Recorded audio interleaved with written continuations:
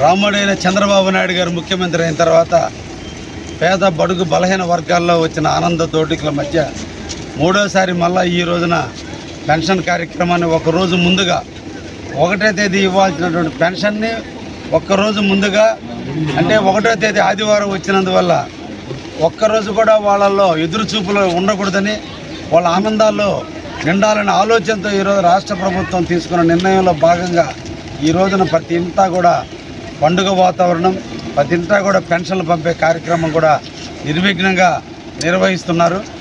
రాష్ట్రం ఒక నాయకుడు రాజు మంచివాడైతే ఆ రాష్ట్రం బాగుంటుంది, ఆ దేశం బాగుంటుంది. ఈ రోజున ఒక మంచి వ్యక్తి, భావాలు గల వ్యక్తి, అభివృద్ధి గల వ్యక్తి, చేయాలని తపన వ్యక్తి రాజు అయినందువల్ల ఈరోజు ప్రకృతి పులకిస్తుంది.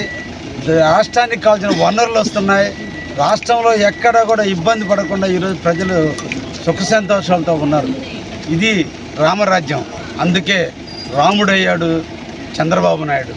ఈ సందర్భంగా మూడోసారి పెన్షన్ల కార్యక్రమాన్ని దిగ్విజయం చేసిన తెలుగుదేశం, జనసేన, బీజేపీ కార్యకర్తలకు, ముఖ్యంగా ప్రభుత్వ అధికారులకు వర్షాన్ని కూడా లెక్క చేయకుండా ఈరోజు ముందు ఎంతమందికి ఎక్కువ మందికి పెన్షన్లు ఇవ్వాలన్న తపన తప్ప ఆరోగ్యాన్ని, వర్షాన్ని పక్కన పెట్టి ఈరోజు ప్రభుత్వ అధికారులు చేసేటువంటి శ్రమకి రాజును బట్టే అధికారులు కూడా పనిచేస్తారు.